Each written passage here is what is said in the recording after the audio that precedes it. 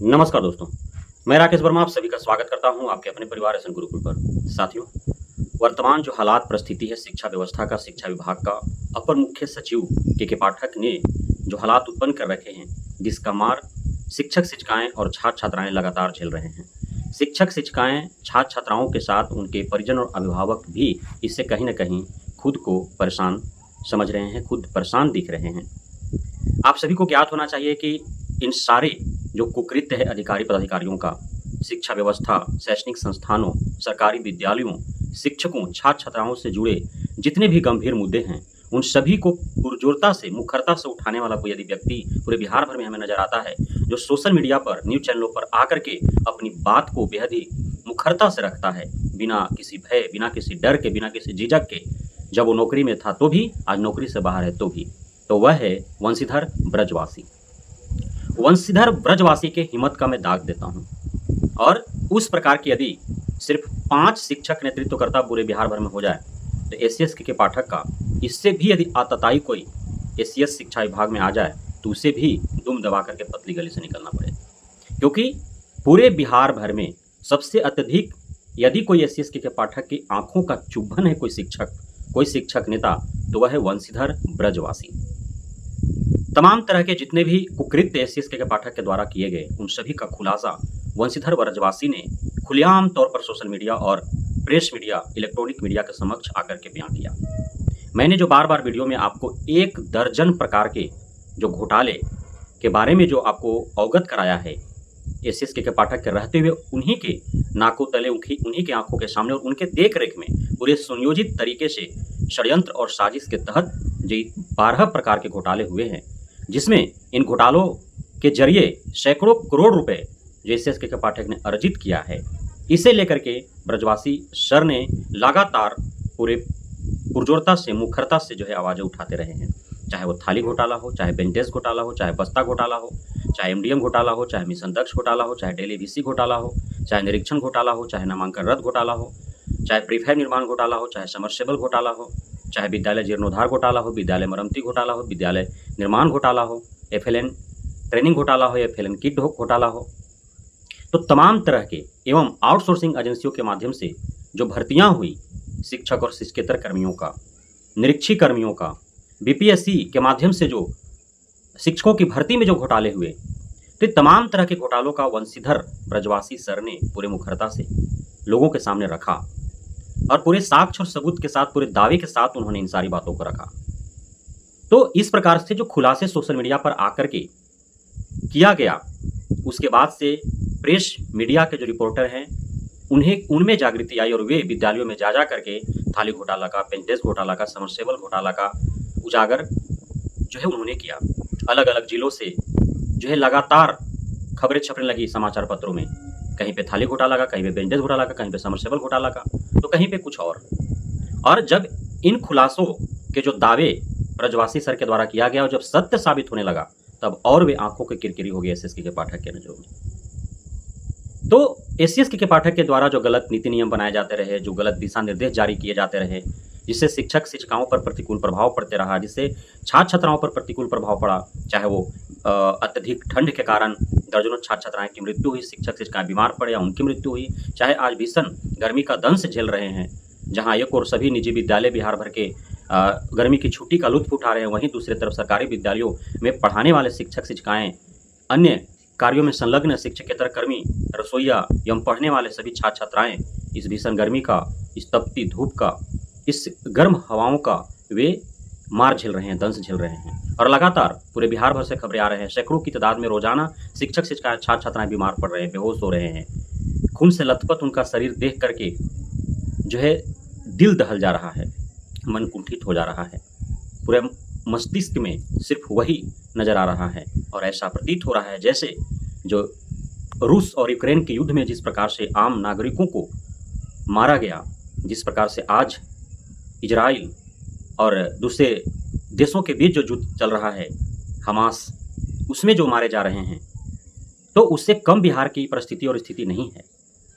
आखिर वहाँ भी चाहे रूस यूक्रेन के युद्ध हो, चाहे हमास और इजराइल का युद्ध हो, वहाँ भी खून ही बह रहे हैं लोगों का। वहाँ भी जो निर्दोष लोग हैं, निहत्थे लोग हैं, जो भोले भाले वहाँ की जनता है उनका खून बह रहा है। और यहाँ भी बिहार में भी एकमात्र आतताई अपर मुख्य सचिव के पाठक के गलत नीति नियम दिशा निर्देश के कारण और यहाँ भी भोले भाले शिक्षकों एवं मासूम छात्र छात्राओं के खून बह रहे हैं।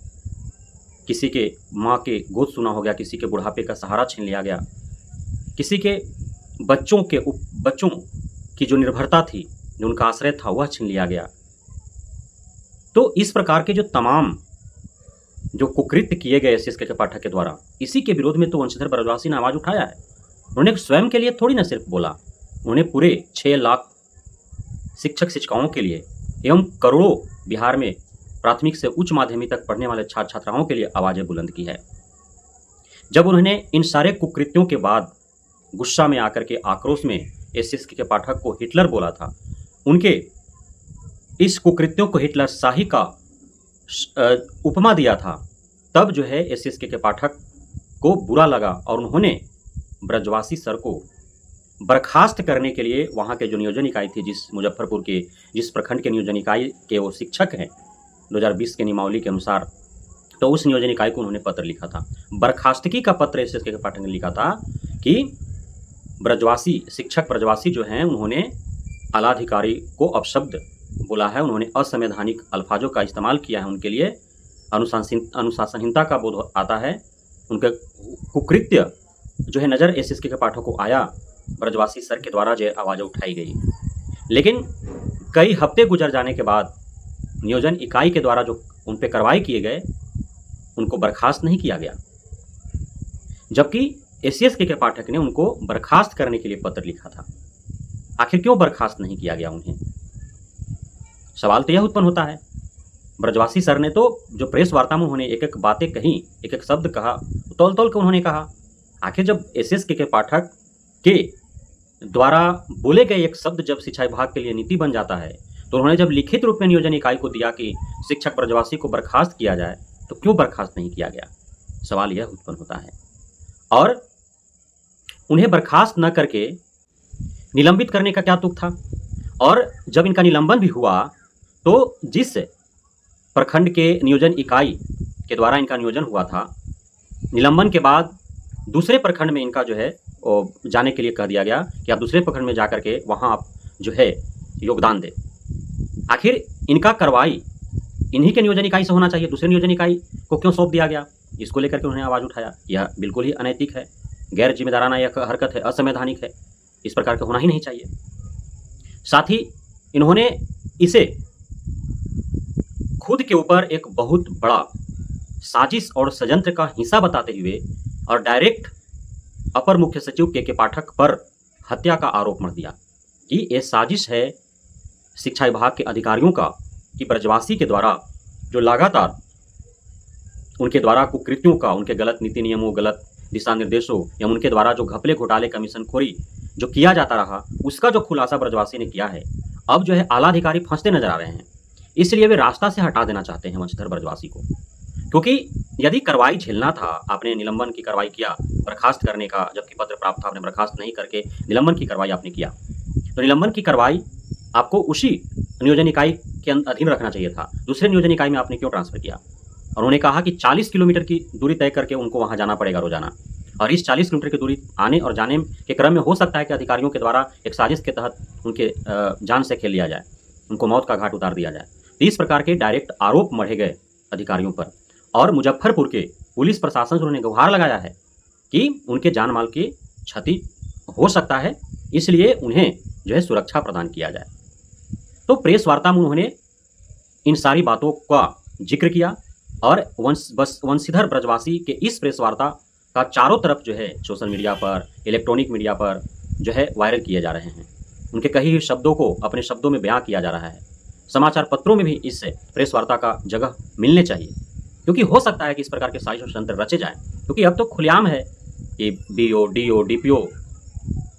एवं अन्य शिक्षा विभाग के आला अधिकारियों ने सैकड़ों करोड़ रुपए का उन्होंने घोटाला किया है। आउटसोर्सिंग एजेंसियों को काम देने के एवज में करोड़ों रुपए उनसे वसूला है। अपने हित रिश्तेदारों को उन्होंने जो है सारे कार्य सौंपे। भर्तियां जो ही आउटसोर्सिंग एजेंसियों के उनमें जो है काफ़ी घूस लिए गए। जो आउटसोर्सिंग एजेंसियों से सारे भौतिक सुविधाएं प्रदान करने हेतु जो विद्यालयों में कार्य किए गए, उसमें सैकड़ों करोड़ रुपए का घोटाले हुए। तो तमाम तरह के सारे कुकृत्य जो है वो तो आंखों के सामने है। साथ ही वंशीधर ब्रजवासी माननीय पटना हाईकोर्ट में कई याचिकाएं दायर कर चुके हैं, जिसका हाल फिलहाल में जो है उसका तारीख भी पड़ा है, सुनवाई होने हैं। ग्रेजुएटी को लेकर के नियोजित शिक्षकों को ग्रेजुएटी का लाभ दिलाने हेतु उन्होंने याचिका दायर किया है।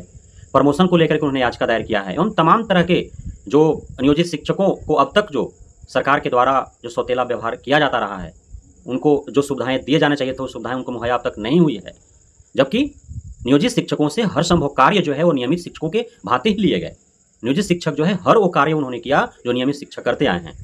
तो नियमित शिक्षकों के भांति इन्हें भी सारे लाभ मिलने चाहिए। इसकी लड़ाई जो है वो प्रारंभ से ही वंशीधर ब्रजवासी लड़ रहे हैं। तो सरकार के भी आंखों के चुभन हो सकते हैं, अधिकारियों के आंखों के चुभन तो है ही। इसलिए इस तमाम तरह के जो है एलिगेशन शिक्षा विभाग के अपर मुख्य सचिव के पाठक के ऊपर लगाया गया है। साथ ही उस प्रखंड के बीओ के ऊपर, उस जिला के डीओ डीपीओ के ऊपर भी तमाम तरह के एलिगेशन उन्होंने लगाया और साथ ही वहाँ के पुलिस प्रशासन से अपनी सुरक्षा की जो है उन्होंने गुहार लगाया है। तो अब आप सभी शिक्षक शिक्षिकाएं जो ब्रजवासी सर के द्वारा तमाम तरह की जो बातें कही गई, उससे यदि आप संतुष्ट हैं और आपको लगता है कि आपका वो आवाज़ बनकर उभर रहे हैं और आपको सिर्फ सह देने की आवश्यकता है, क्योंकि उन्होंने ऐलान कर दिया है कि 4 जून के बाद वो सड़क पर उतरेंगे और सभी शिक्षक शिक्षिकाओं से उन्हें आह्वान किया है कि आप सड़क पर उतरने के लिए तैयार रहें। क्योंकि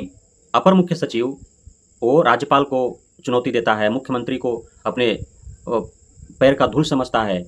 उप मुख्यमंत्री का साहस नहीं है कि उसे कुछ बोल सके, शिक्षा मंत्री नतमस्तक हो रखा है उनके सामने, अन्य जो जनप्रतिनिधि सत्ता पक्ष से लेकर के विपक्ष तक के इसके पाठक से टकराने की कोई हिमाकत नहीं कर रहा है। तो आम जनमानस ही, चाहे वो शिक्षक शिक्षिकाएं हैं, उनके परिजन हो, छात्र छात्राएं, उनके अभिभावक हैं, वे ही जो है इस प्रकार के आतताई अधिकारी को जो है सबक सिखा सकता है, उसको घुटने के बल टिकने के लिए जो है मजबूर कर सकता है। और सरकार के हाथ जो बंधे हैं पाठक के समक्ष, उसे खोल करके और पाठक पर कार्रवाई करने हेतु मजबूर कर सकता है। इसलिए आप सभी शिक्षक शिक्षिकाएं, उनके परिजन, छात्र छात्राएं, उनके अभिभावक सभी उस दिन का इंतजार करें जब एक मुखर नेतृत्वकर्ता के मुख से जब आह्वान किया जाएगा कि अब वो समय आ चुका है, चलो अब आक्रमण कर दो, अब जो है सड़कों पर उतर करके और चारों तरफ से पटना को घेर लो और पटना के जितने भी राजनीतिक दलों के कार्यालय हैं, साथ ही सरकारी जो कार्यालय हैं, उन सभी को घेर करके और अधिकारियों और जनप्रतिनिधियों से अपने सवालों का जवाब मांगो। तो आपको इसके लिए तैयार रहना होगा। बहुत बहुत धन्यवाद आप सभी साथियों का हमारे साथ जुड़े रहने के लिए, बने रहने के लिए, इतना प्यार देने के लिए, हम पे भरोसा बनाए रखने के लिए। जय हिंद।